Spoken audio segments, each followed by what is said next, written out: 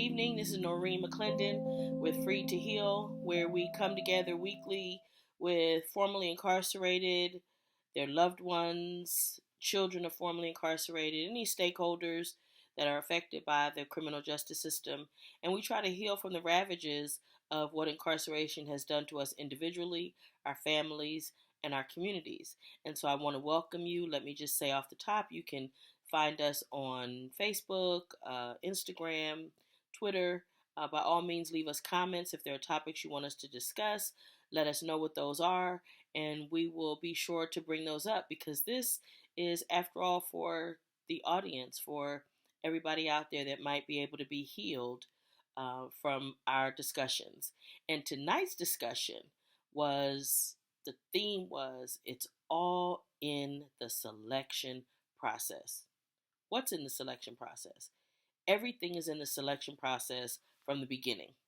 So we talked about how a lot of relationships start, people, particularly intimate partner relationships, there's no intention to get into a relationship. People just wake up and they've been seeing somebody, they've been quote unquote dating, and now they're in a relationship, but there was no actual process. They didn't vet this person, they didn't think about who they were and whether or not this was a relationship for them. They didn't give it enough time, but they're in it. And so there was no thought about whether this person's personality, whether their lifestyle is conducive to being in a relationship with me, whether it works for my lifestyle or not.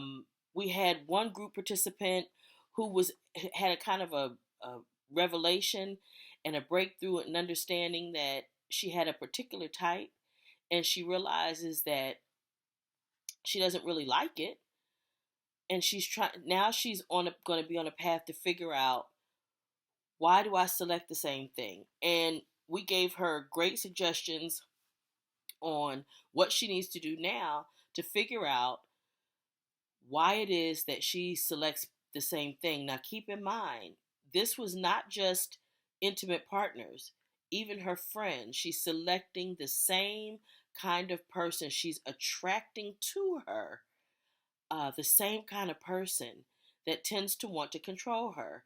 And she doesn't like it, but she winds up in the same situation over and over and over again. And I think it's just interesting. So that was a very powerful revelation for her.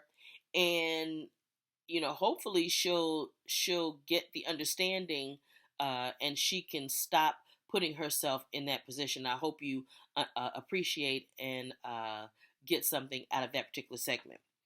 Then there was another participant made a decision to walk away from a friend that they've had since they were kids. They were elementary school friends. But what's important is that the relationship was toxic. It wasn't something that was in the participant's best interest.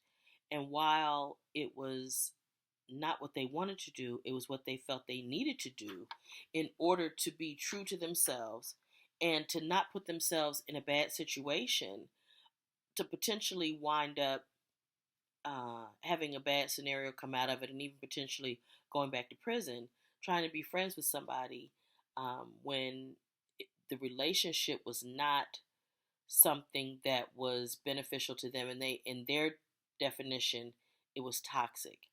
If you find yourself in a relationship that is toxic and disturbs your peace, not only are you responsible, but you're divinely instructed to walk away from that. That is your right.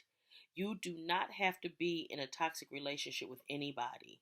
And the longer you stay in a toxic relationship, the worse the outcomes will be. The bigger the consequences, the more severe the consequences will become, because you're ignoring the warning signs that are always there. They're always there for us. Once you identify what it is that causes you realize there's something going on and you get out of a situation, it's necessary for you to find out why, dig up the why, and figure out what it is that causes you to be attracted to that, and why those types of relationships are attracting to you. Why is that important? Because if you don't, what you will find is you will get out of this relationship, pick up another person or situation that looks totally different, but it's the same thing, and you get the same result, and you wind up in the same place, and it's extremely frustrating. So not only do you have to identify or get out of a situation when you find it to be toxic or not good for you, but you need to examine yourself to find out, why did you participate? We teach people how to treat us. We attract to us what we are. And if we don't like what we're attracting, we need to find out why we're attracting it so that we can then root that up and replace that with something else so that we don't keep changing the day of the week or the season of the year and wind up with the same potential relationship outcomes all over again. Then we had one participant who made a really good decision, and it was powerful to listen to him discuss what he went through and why he made the choice to end a relationship with someone that he thought could potentially be a relationship. And I hope that you enjoyed that segment as well. One of the other things that came up in that discussion was there were certain things that were a red flag that initially he didn't have the opportunity to see based on the fact that they were doing a lot of texting and they weren't actually having conversations. But once he began to actually talk to this person, he was able to pick up some things, and thankfully for him, he had the strength and the courage to walk away before this became something that was very toxic. The other thing that came out in the discussion tonight that was a great spotlight to me was oftentimes when people are incarcerated, particularly if they've been incarcerated for a long time, when they come home, they pick up relationships with people who they knew prior to incarceration. Maybe there was a puppy love, there was an infatuation, there was somebody that was just a good friend, and they pick up those relationships. One of the things to be careful of and to pay attention to is that while you were gone, all of those years, there were things that that person went through. Don't fantasize that this is the person that you walked away from or you knew 30 years ago. Life has happened to them, and life has happened to you in 30 years. So it's really important to get to know them as of today.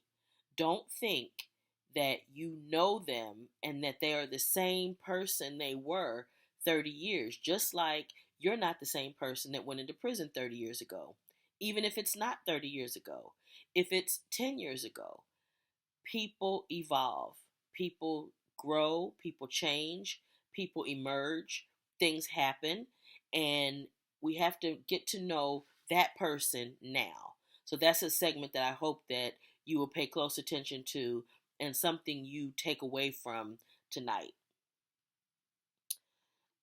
There was another segment where we talked about not getting into a relationship when you come home with somebody because you have a need of what they have.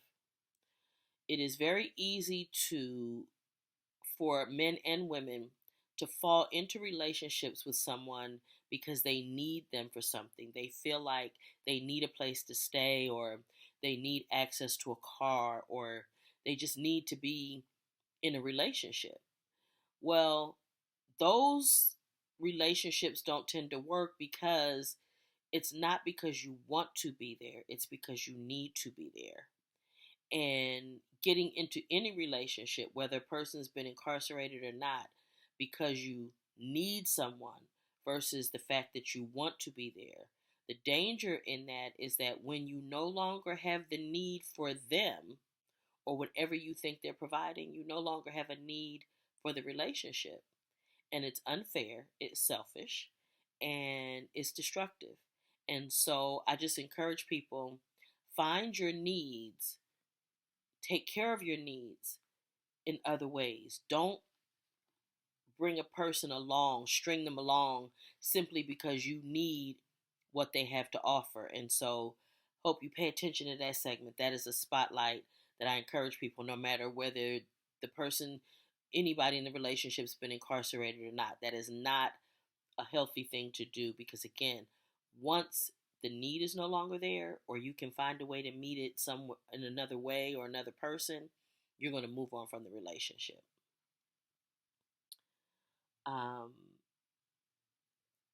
And then there was a great suggestion by one of the participants tonight. And he used an example. He said, you need to vet the woman that you might want to be in a relationship with as the same as you would have when you were on the yard. When a new person came on the yard, you checked them out, you watched them, you got information on them before you ever decided to break bread with them. I say, not only people that are there for a potential relationship, potential intimate partner relationship, but even your friends. Vet them. Find out whether they're worthy to be in your life, whether or not they add value to your life. Everybody doesn't deserve to have access to you just because they know you, just because they have a need, just because they're family. So I say, take that. I thought that was a great suggestion, and I had never heard it put that way before, but I think it's something that we should all take with us is vet the people that you allow in your circle before you simply accept them as into your world and into your universe. I think that's very important, and I hope you enjoy that segment. And this was great. This was really great to me. At one point, it occurred to me as I'm listening to the participants tonight that when people come home from incarceration, it is an opportunity for a reset of who's in your life, what kind of life you're going to have, what you will and won't do. This is an opportunity to recreate yourself, to reimagine your life, to put into practice those things you dreamed about when you were incarcerated. It's an opportunity to purge anything that you didn't like, those things that didn't bring you peace, happiness, joy, those things that didn't make you prosperous. You now have an opportunity to purge those things and to rewrite your own script. People are reinventing themselves all the time.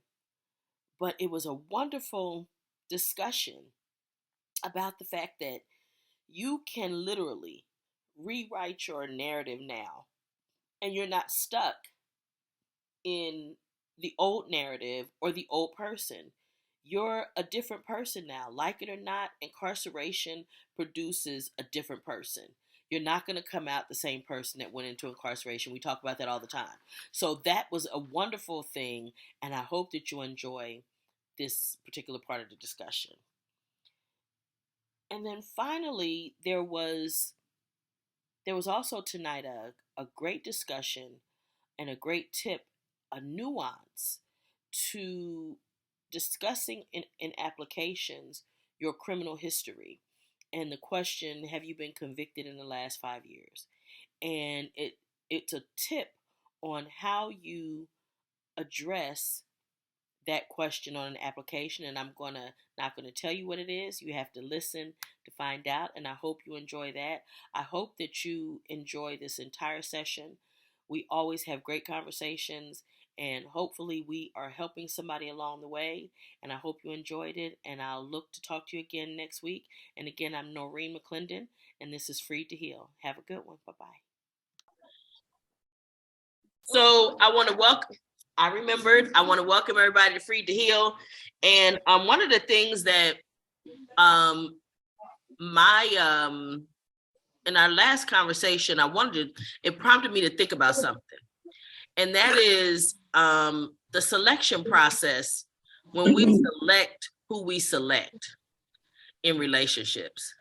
And it's not just intimate partner relationships, but it's all relationships.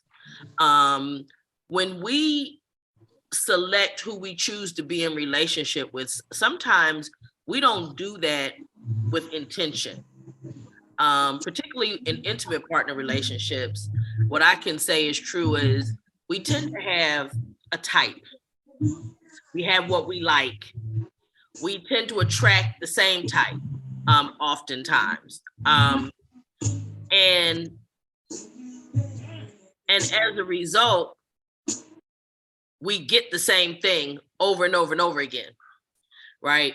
But we don't ever go back and look at, why did I select that? What caused me to get the same thing over and over and over again? We just keep doing it. And we don't think about what we're ingesting and why are we attracting that same thing. Usually it's because we keep looking for the same thing, or we keep functioning the same way, expecting us to get a different result. So if I have the same thoughts, if I'm attracted to the same kind of guy, for me, it was the guy who had some issues, and as long as I understood why he had issues, I gave him a pass for the things that he didn't do or the needs of mine that he didn't meet. I also have a physical type that I like. I like that, but I have in the years gotten over that part of it. But it took me a while to realize that I got to find somebody who is healthy in their own right, which is what I wasn't doing. I spent a lot of time working on me to be healthy and ready for a relationship, but I wasn't making sure that he was healthy and ready for a relationship. And I wasn't. And she threw me out on the street like a dog. This is interesting because I always go to people that's very controlling, yet I don't want to be controlled. And then it becomes this argument all the time, because you can't tell me, but I always tend to, even with my friendships they tend to try to control situations, and then I'm trying to control, don't control me. So why am I continuing to do that?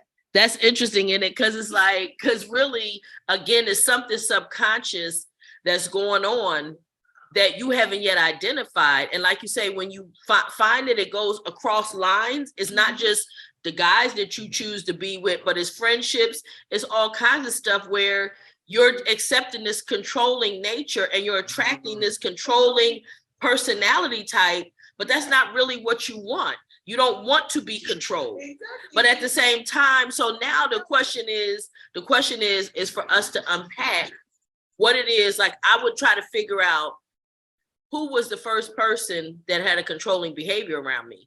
Was it dad? Was it mom? Was it, where did that come from? Was it friends? Who was it that first? And what, I always go back to childhood.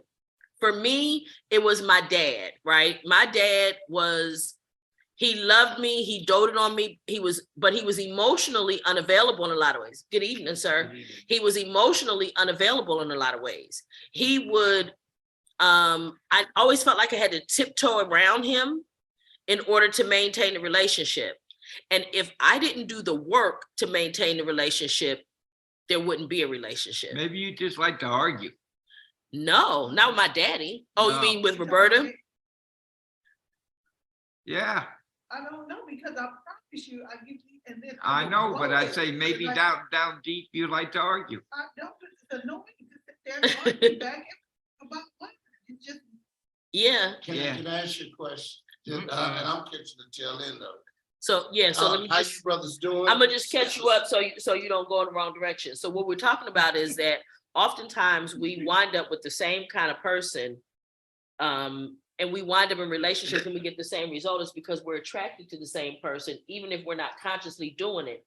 Miss Roberta is saying that she tends to like people who are, or wind up in situations with people who are controlling, not just her boyfriends, but her friends.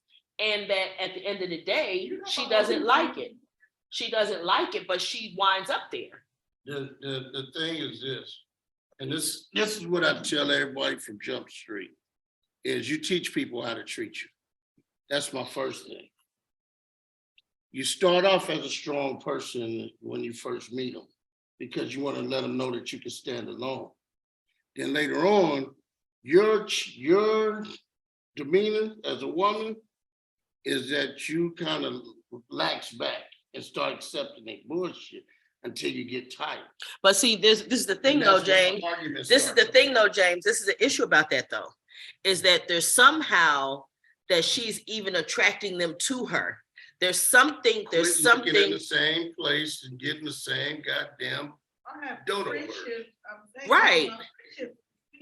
In my year, like we have these, like I'm like, girl, well, who you trying to control? But then I love her to death.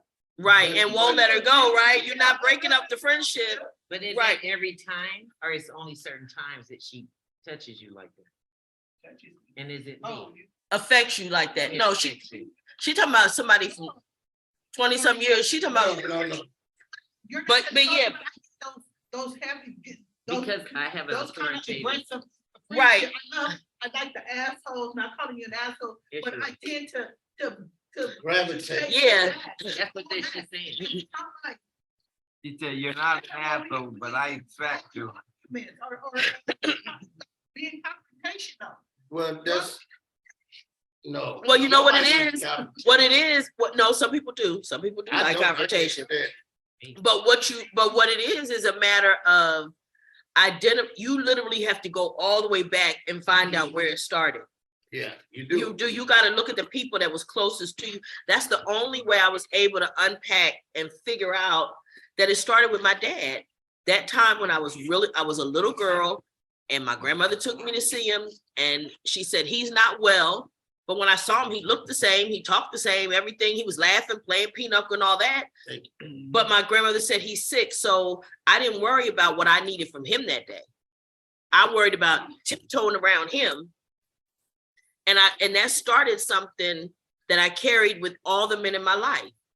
And it was, and it took me a long time to unpack that and figure that out, but I would say go back and find out when you start looking at relationships in your home, how you were raised, whether there was the person that you loved the most, whether they were a controlling person, whether the person you didn't like the most, whether they were controlling, because you can get it from either side. You can get it from either direction. It will impact you. I want to ask you something, and it doesn't have to do with this subject. Okay.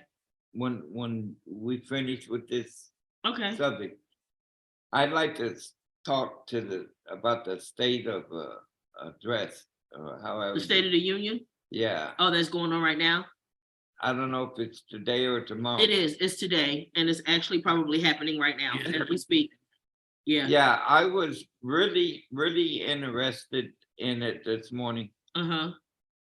Because what he was supposed to say about all the people, not just part of them, and the governors that are trying to knock blacks out of the books and stuff like that. And I just kind of want to talk about it to understand it a little bit. Okay. More.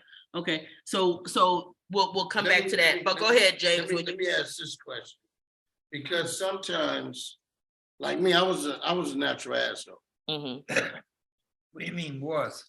I knew that was coming. I was a real live natural asshole. Now that I came out, it seemed like I'm attracting assholes to me. I'm attracting who I used to be.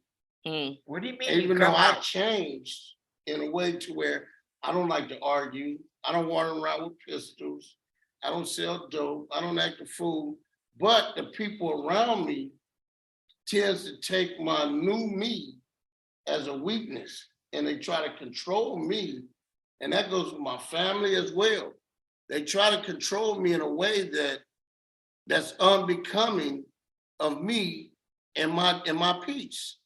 Because now that I've been away and I found that peace, that inner peace within myself, that I'm secure with myself, that I can be who I am without the mask. Now it seems like everybody's getting the bar and they like, okay, can I get him back? Can I do this? Can I do that? So what I do is when people, regardless, I had a friend that was my friend since elementary school.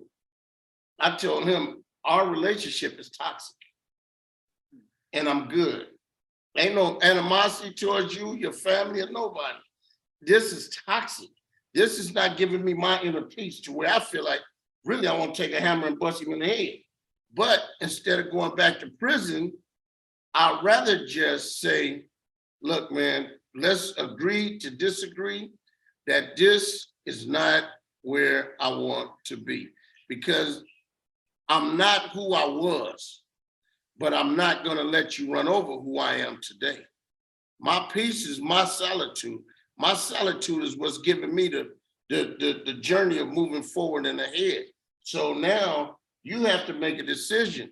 Is this 20-year friend worth your peace? And sometimes we have to cut people loose because they're looking for the old you.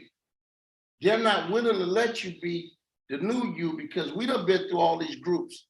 And if you took these groups to heart and took these groups serious in your life, you're not the same person who went to jail.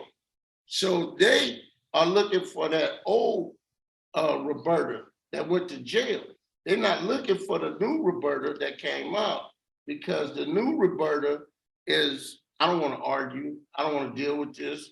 I don't want you controlling me. I don't want a piece of this, a piece of that. And now it's time to make that decision, because I made it. Matter of fact, I just made it 2 weeks ago, and I told my elementary school partner that our relationship is toxic. So I want to say, I'm saying it's today, all the time, I attract.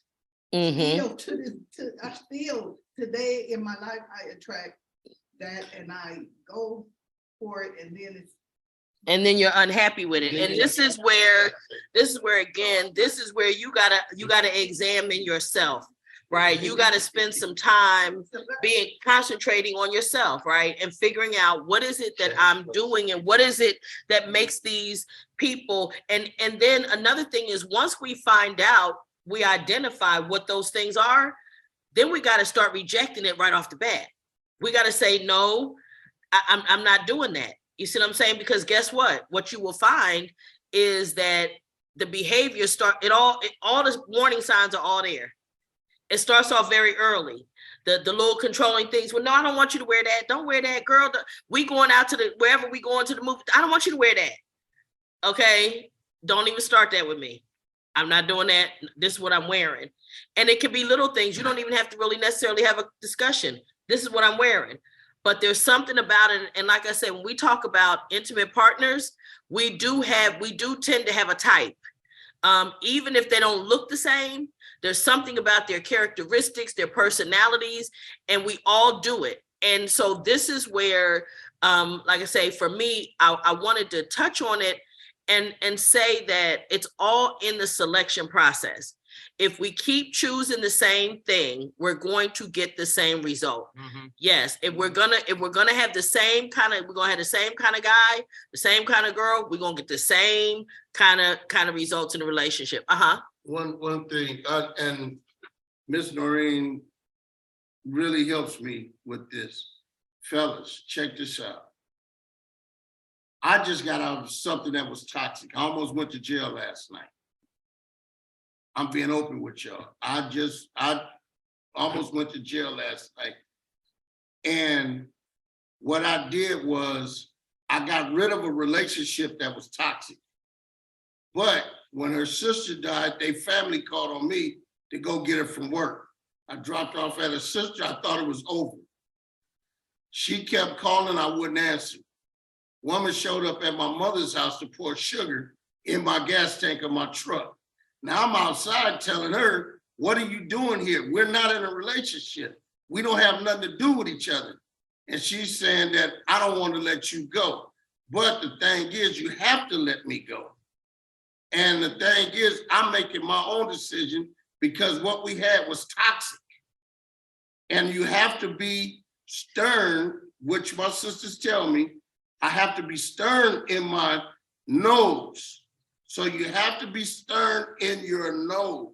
And this is the thing that's really, thank you for being transparent and vulnerable in this moment, because what happened is I had to say to him, no matter what the circumstance, no matter how it came at him, to go back into any situation with that particular woman, her crises are no longer his responsibility. But guess what?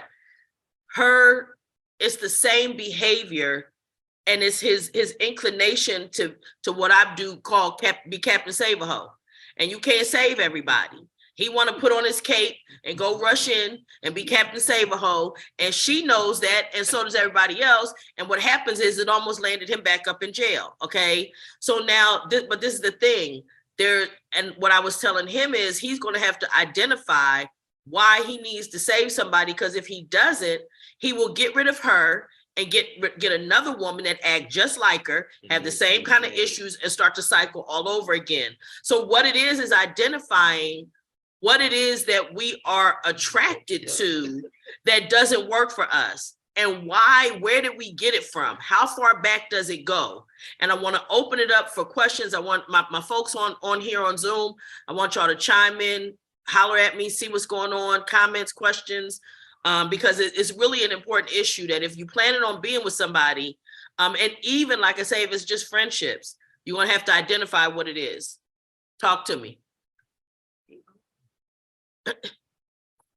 Okay. Right. Nobody had nothing to say. Nobody had no comments, no thoughts, no nothing. No, I just. Huh? No, you all right? Yeah. Okay. All right. Well, look. No. Let me pose a question to the brother. I'll come on. Rufus, you wanted to say something? Yeah, no, my thoughts in this is that I agree with you when you say, you can't be Captain Save-A-Ho, you know what I mean?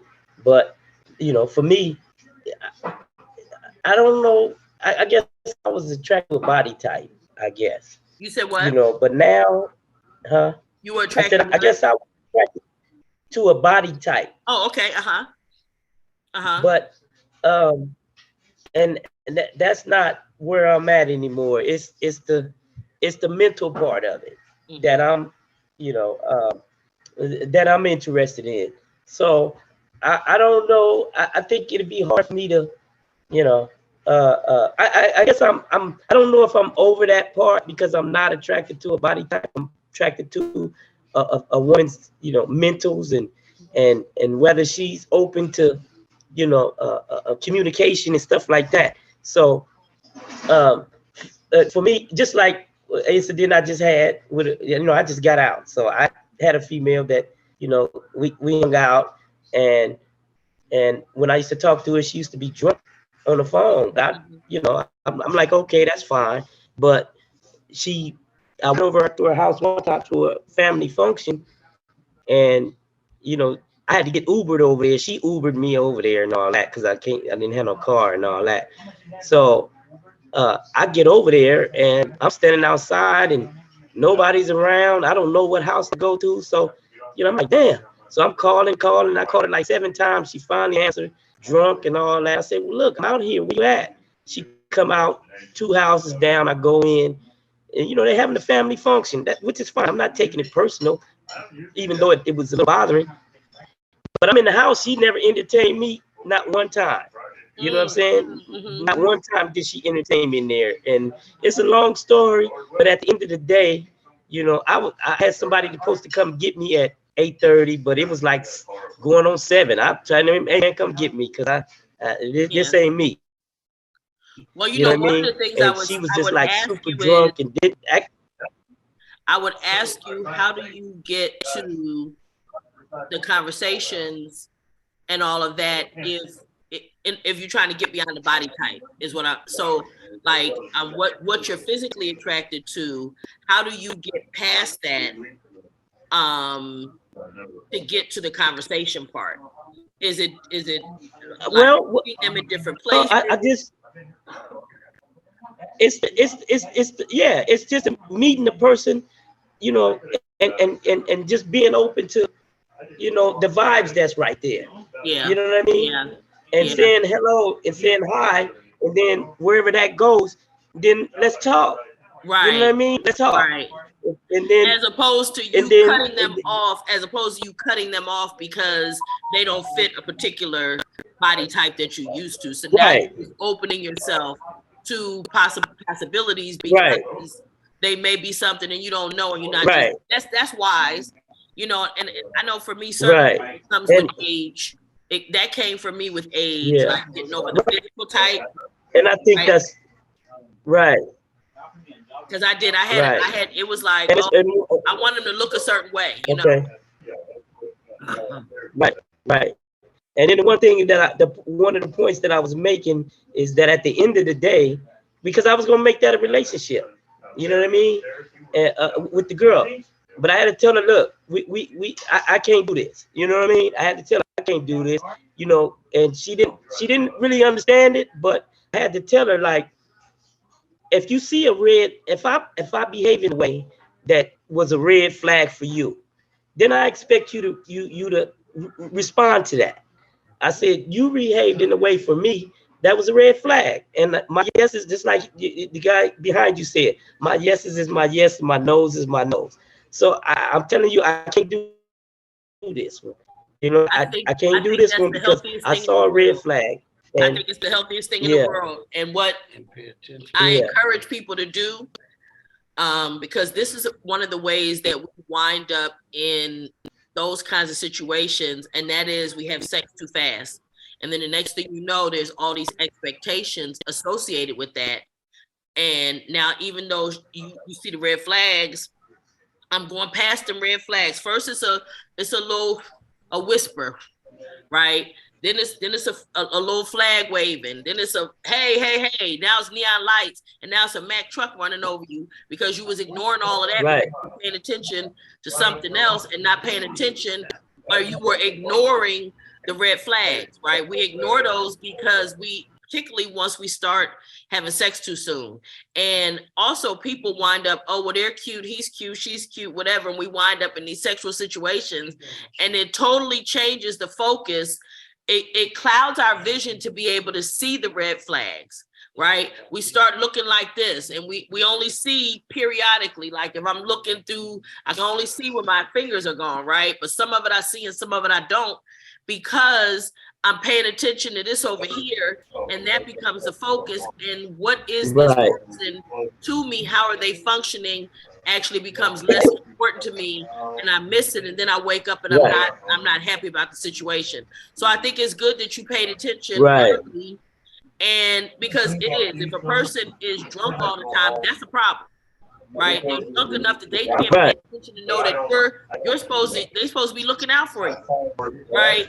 You know what I mean? So there you go. You know what I mean? So that's a good. Thank you for sharing that with me and with the group, because it does matter. Hey, Rufus, when you was in the pen and you was calling her, you was calling her, she was drunk. You didn't see the red flag then? You gotta unmute, because I muted your back again. Unmute, Rufus. There you go. Oh no, I didn't. She wasn't. I didn't see the drinking. I didn't get the. Well, let me take that back. Her and I had a phone, so her and I was only texting each other. We wasn't really.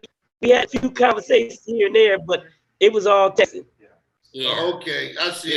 All night. You didn't the signs. You didn't we get the signs. all night. Yeah. Right.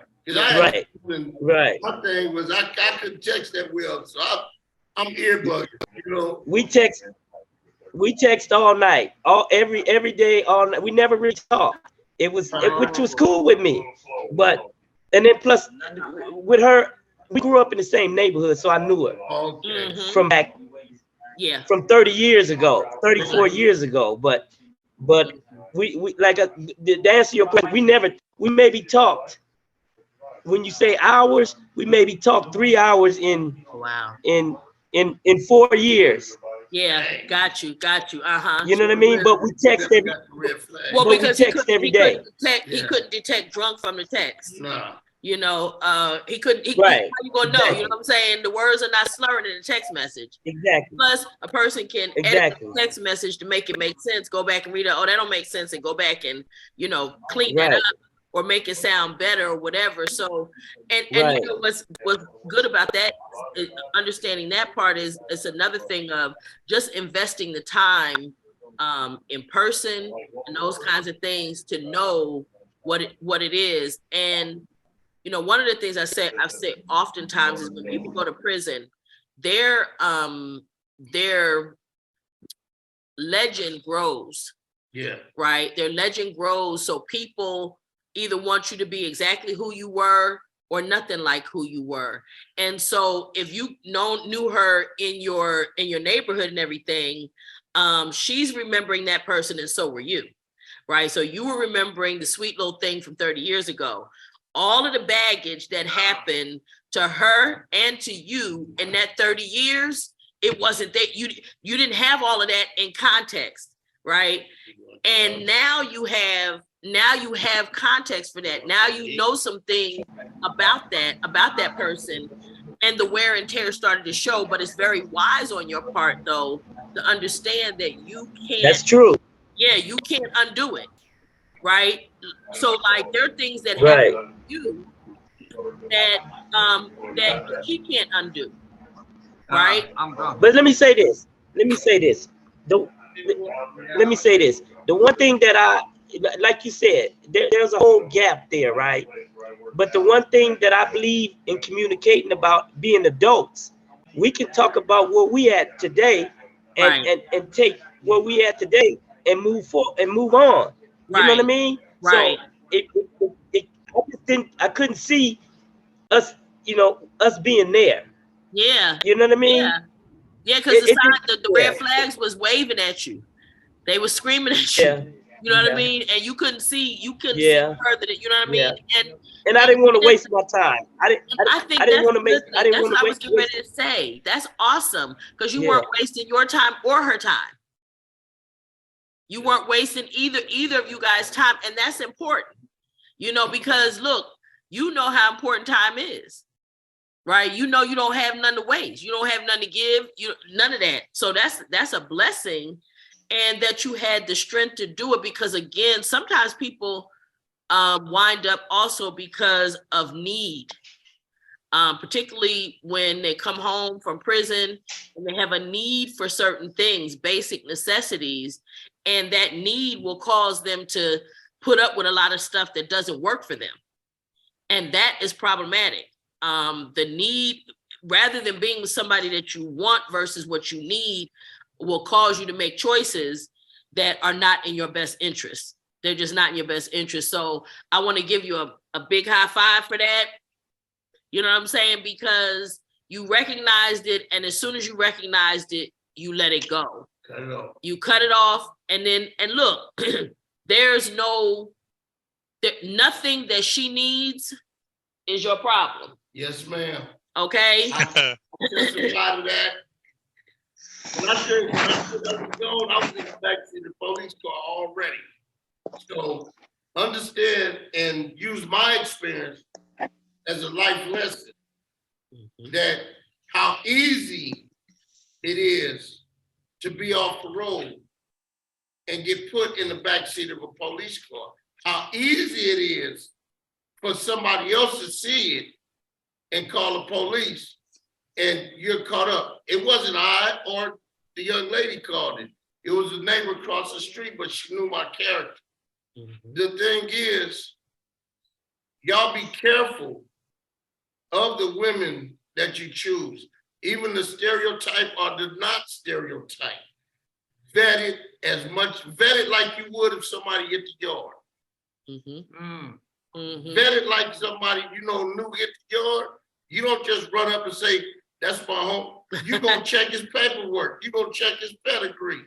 You're gonna check everything about him before you make that decision to break bread with him. So if you running that same character, run that same character with the woman that you meet. Vet her. And the friends. You need to check they hood rap sheet too. They hood TRW, credit report. You need to check that because you don't know, even if they were friends 20, 30 years ago, you don't know what they're doing now. You don't know what kind of life, even if you haven't been in contact with them in the past couple of years, you don't know what they're doing, right? You need to understand what is a person into now? What are they currently involved in before you begin to exchange with them? Because how many people do each of you know that wound up in the pen because somebody asked them to take a ride with them? Just a simple ride, right? A simple ride led to years in the penitentiary, okay? So it's that same kind of a thing that when we choose, that we need to be careful. It's all in the selection process. And who's in control of the selection process? For me. I'm in control of the selection process for me. Nobody else gets to choose for me, right? I got to choose for me what I'm selecting and where I choose to spend my time and how I choose to engage with the people around me. I'm responsible for that. And so it matters, okay? And I want to say, welcome, young lady. Hello, everybody. Nice to see everyone. Sorry, I was running a little late. And can you talk to the people about the selection process? Yes, the selection process is all on you. It doesn't matter how long you knew somebody. It doesn't matter if you knew them since elementary school. It's been a long time since you've seen them and been around them. They have been through things just like you have been through some things. So you have to always remember that part first before you start entertaining people, just accepting all these people into your life, because just because you accept that person because you knew them, they have did some things probably to some other people that you don't know nothing about. Or they probably be going through some things you don't know nothing about. So you always have to be selective on who you let in your space. And you know what, that brings up this for me to say this. This is a tool. You can look at it this way. Now that you're home, you have an opportunity. You actually have pretty much a clean slate to decide who's going to be in your movie, right? Who you get to have a whole new cast of characters. There are some family members, but I will tell you this. Family is not always just who's blood.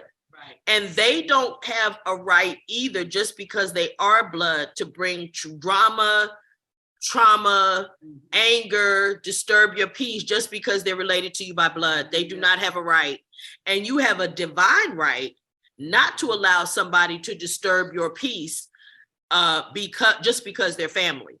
And I've had to make that choice. It's not fun. It's not pretty. It can be very hurtful. But what I will say is that I am at peace, even though I've had to cut off folks that have been close to me. So yes, go ahead, sweetie.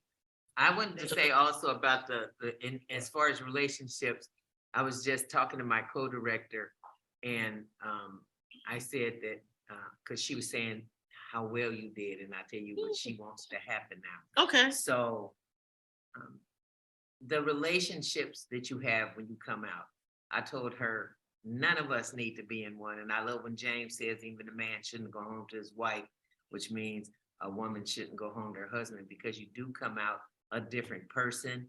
And just because you haven't been touched, you want to be touched. And men, of course, want to come out and have sex, but you guys better be real careful, because they got some stuff out here now that you can't get rid of. It's like fentanyl and stuff. So, but you get to know somebody, get to know yourself first, get to know what you like, and then decide. Don't just choose anybody, because you end up with a baby you don't want.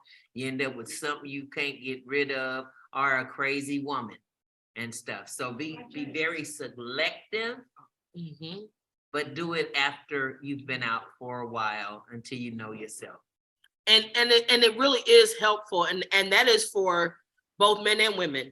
To, and you always say it, Ms. Cheryl, and that's a good thing, because you're teaching the women that you sharing that perspective with the women that you come in contact, and we need to share with everybody, because the concept of having that intermediate state between that institution and being with your family full time really can help, because people coming out of incarceration have been there for a long time. There's a way, there's a rhythm, there's a flow. It's a steady drumbeat. Prison operates the same, right? But then when you come home, now you got to figure out what this flow is and how you want to flow in it. Because they done been through some stuff too. They done been through some things in prison. We don't know. I've never been to prison, so I won't know. But they have. And we talked about that earlier, is the fact that when we talked about it with Rufus, right? His friend, he knew her before he went to prison. And I was saying there were things that she'd been through in the 30 years that he didn't know nothing about. And she doesn't know that some of the things he'd been through in the time he was gone that she didn't know anything about, right? And those things all impact us every day. They impact who we are. They impact what we like, what we don't like, what we want. One of the things I've learned in dealing with that came out in this group several times was the men that come home from prison don't want a woman that's telling them what to do, because the women that have been in their lives while they were incarcerated typically were COs, and they were always constantly telling them what to do. And that's come up, men have mentioned that in this group several times. So that's just one thing where it may not have been anything for a normal guy, that may not be an issue. But for somebody that's been through incarceration, particularly for a long period of time, it's an issue. And it's something that they don't want. Like I told you about the guy that said he told his woman, I don't want you to touch me. Right? Why? Because there was some trauma associated with that he picked up in prison, and he didn't want to hurt her. So there are lots of things that we have to understand and pay attention to. But the reality is all of it is in the selection process. I want to take it one other place to make sure we go here too. And that is even in your employment. If you know that you are a night owl, it does not make sense for you to select the job that you got to be at 6 o'clock in the morning. It's not going to fit who you are. If you're a morning person, it don't make sense for you to take the graveyard shift. Why? Because you're not going to be on your best. But again, all of these are your selection process and the choices that you make for the life that you want to live now. And because you have the opportunity to really, you could set it right now. You can determine what it's going to look like. And you have the right to do that. Yes, sir. I'm about to give y'all this red warning. Red flag. When we was in prison and they told us about how to fill out an application, they're gonna ask you, have you been to prison last 7 years or 5 years? And you answer no, because you was convicted like me back in 1994. But the other part of it is this, because I just lost a job because of it. I just got off parole 2 years ago. When they ask you if you're on parole, you say no. But when they check and see that you just got off parole in the last 5 years, they can go back to the original date that you was arrested. And that's how they investigate you. They use the gateway of your parole, the day you got off parole, to investigate your criminal conviction. So all of that they was teaching us inside, I'm gonna tell you from a guy, I just lost my job January. I was working for Union Pacific Train. I was a yard dog. The initial company hired me. They was cool with it because they saw I was off parole. But the train company, what they did was they saw I was off parole, but I hadn't been off parole over 5 years, so they can investigate. And their investigation team went all the way back to 1994 and saw what I was convicted of, and they actually denied me employment. Well, that's good information to have, because it's a nuance. It's a little bit of twist on what people do and how they do that. And so what it is right now, I want to start giving you guys a chance to check out Patrick. I'm going to start with you, sweetie. You know, we've talked about this off and on for 6 months. If you're doing something that doesn't work, don't keep on doing it. That's the definition of insanity. And also, okay, we know what we like, but what we like isn't necessarily what's good with us. So don't do that either. You said a mouthful right there, right? Because I know what I like. I know I could tell you, but it didn't necessarily like me back. Yeah, so, And part of the problem was, no, actually, it did like me back. And then I realized, well, no, I don't really like that. I'm like you, but it's like, well, I think I like this. And it's like, no, I don't really like that after all. we talked about this tonight. We took all these groups in prison because we had to qualify for parole. But what we don't always think about is by taking all these groups and being exposed to things, we changed. People around us, even in prison, don't realize we have changed. Yes, we're in prison and we protect ourselves. And then we come out, our family doesn't realize we're not the same person we were when we went in. We're a new person. So like you said, we come out with a clean slate. Well, it's not a clean slate. It's a different slate. Yeah. We're different. We are different. Yes. And tell people, I don't do this anymore because I'm a new person. That's a better way of saying it. I'm a new, improved person. So this is what I want to do now. And this is what I'm going to do with my friends and new people. I'm fortunate. I get to go to college and I get to be in LA with all kinds of people.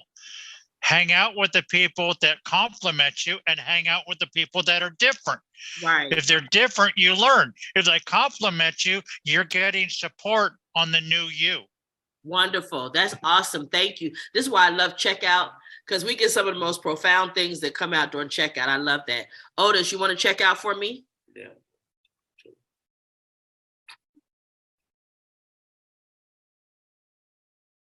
Can you unmute, Otis? Start talking, Otis. Don't play like you shy now. There you go. You're There you unmuted go. now. How we doing, Noreen? All right. Watch that big guy back there. He's kind of in, get him in trouble. Hey, I'm doing okay. I'm waiting on that move to happen so we can get all this stuff done and be on our way so I can start getting, maybe I'm trying to find a nighttime job because I can't do anything in the day. Other than that, I'm doing great and blessed. Wonderful. I can't ask for a better life. All right. Thank you, darling. Mr. Gilbert, can you unmute? You ready? Yeah. So any comments, anything you want to take away from tonight? Yeah, well, I just wanted to say that, I agree with what's mostly been said, but after doing like 24, 25 years in prison and having that change, I understand today what I'm motivated by is my freedom. And at this point in my life, I know what's going to put me back. And that means the relationships that I had. So today I have a simple concept. It's like attracts like, and I understand that today, what I project out to the world is what I'm attracting. And if it doesn't suit my needs or my freedom, and if it's a risk, I have to cut it. Yeah. And that's it. There's no question about it. And that includes family. Yes, it does. I come from a background where every family member's been to prison, including my mother and father. Mm-hmm. Thank God that they had a change in their life 25 years ago, but the rest of my family hasn't. Mm-hmm. So I know today that if I'm with them, my freedom and everything that I worked for is at a risk. Yeah, it's dancing on that line, ain't it? Yeah, and as hard as it is, just by being around them and in their circle and in their environment. Yeah. Right. And as hard as it is, as much as I love them, I had to tell them that I can't do this. I can't spend time, or we can't hang out like we used to, but it's for a reason. And, it's difficult, but I'm not going back. And I know what's going to put me there. And it's the same thing with girls. The same thing with intimate partners too. So, and it's a choice. And if you're going to be in those relationships that are bad for you, it's a choice. And today I'm not making that choice. It's a choice. It is a choice. And I really thank you for your input. I know a guy, and he was telling me how that the girl that he sees, that sometimes she'll get drunk and they're out in public, and sometimes he's like, he's concerned that she's gonna pop off her mouth at somebody and get them involved in something. And he's like, and I don't want to go back to prison, and he's just, he hasn't been in prison in decades. So he's like, I just can't go back to that, so I appreciate that. And I'm glad that you know that. and that you know that it's right for you not to do what, hang out with your family when you know there's a possibility that due to the life that they're leading, that it can put you in jeopardy. So, and I'm glad you have the strength, and I'll keep you in my prayers for that continued strength, because you love them, right? They're your family, right? You don't lose the love, but you do know that it's not possible for you to maintain where you are like that. So that's a powerful thing, and it takes a lot of strength. And I just want to encourage you, hang in there. Hang in there. Thank you. Yeah, thank you. And Kit, can you unmute? Are you there, Mr. Kittredge? Okay, you did it, then you did it again. You muted it back. Okay. There you go. Okay. I enjoyed the conversation today because it was about relationship. And that's what I came here about, to learn about relationships. And I tell you this much. I had two choices when I came home. My first wife or my ex or my first baby mama. And I'm so glad I chose my baby mama over my ex-wife. Okay. Because I have been with her and I'm truly happy with her. Good. Well, that's a blessing. 3 years out and I'm still doing it. Good. That's wonderful. Well, I'm glad you enjoyed the conversation tonight. Glad you was with us. And I look forward to hearing you next week. Mr. Bradley. You still there? Yeah, still here. Yeah, fine. For some reason, you're going in and out. Okay. What about now? Not so good. Over here? Try it again. What about now? Okay, I think if you get close to the microphone and stay stationary, if you put the microphone close to your mouth, I think it's dangling. So maybe if you put it close to your mouth and just. What about now? Yep, it's working. Working? Yep. Still working? It sure did. Okay. First, what I found attractive about a female is the outer beauty first. And then from the outer beauty to the inside beauty. I like a strong woman who knows what she wants in life, who is not afraid to share her mind, her thought, and the things that she like and dislike, being open with me. Then I want to know this person goals and all these type of things. The same way I want from her, the same thing I give to them.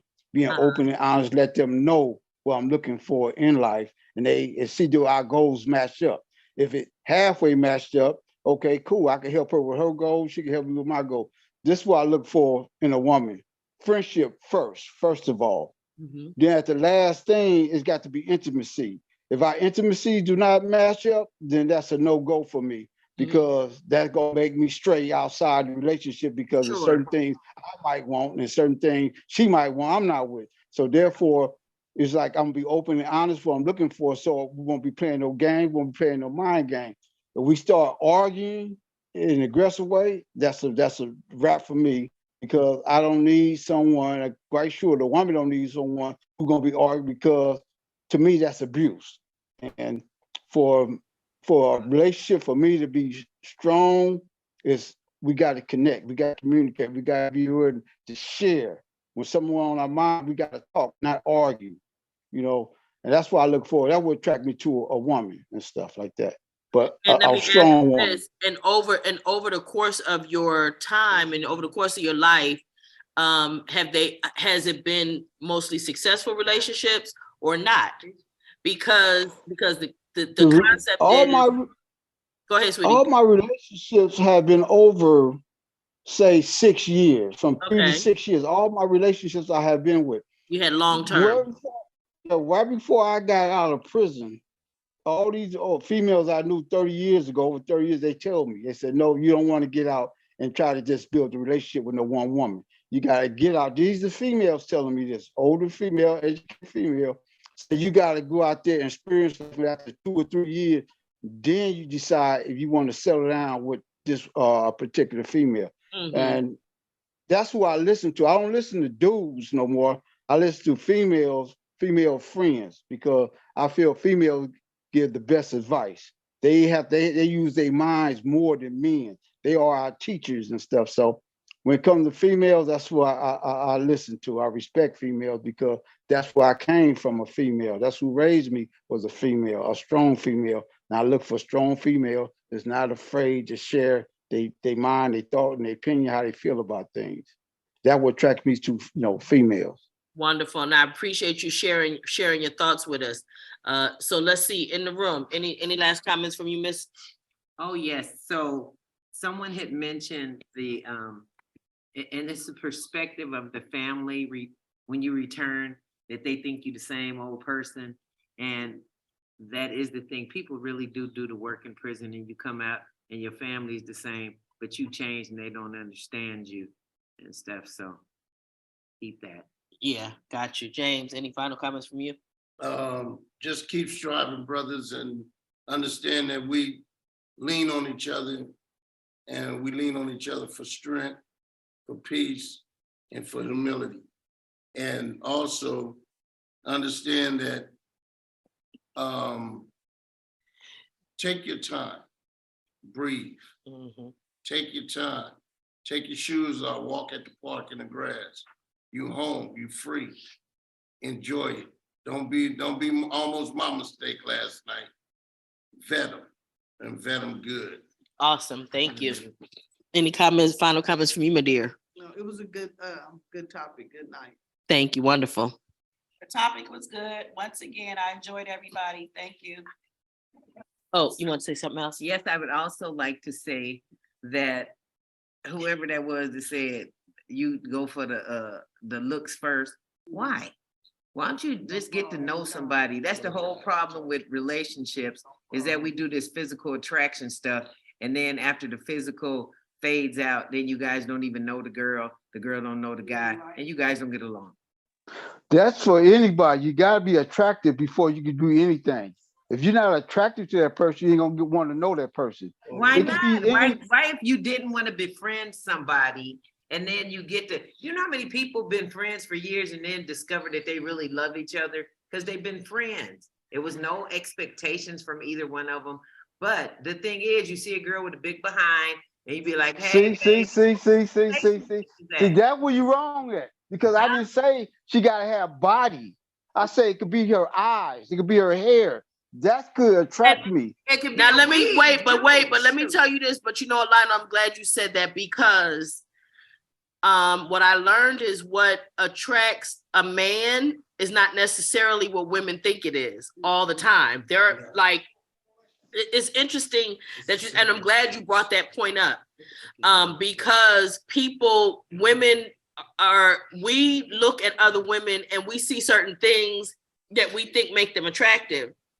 But again, for a man, they look at different things. I'm gonna give you an example, a ready example in the room. When this one here, the one he was really stuck on before he went to prison, and we was like, is that her? Yeah. We was clowning. We was like, I know that ain't her. That she had my brother toe up like that. Yes, that was her. Yeah. It looked nothing like we expected. So just little Missy, that what you think ain't what it is. And yes, there has to be something. Maybe it could be that you're in a particular place and you get to observe her behavior or whatever. That gives you that physical attraction. The way she carry herself. It may very well be. So how she carry herself. I got you. Yeah. I'm just grateful that we had this conversation and we could clear that one little thing up right there. And this has been Free to Heal. I thank you guys. I look forward to seeing you guys next week, okay? YouTube, Twitter. See y'all. We're on YouTube, Twitter, Instagram, Facebook. Don't forget to find us. Bye.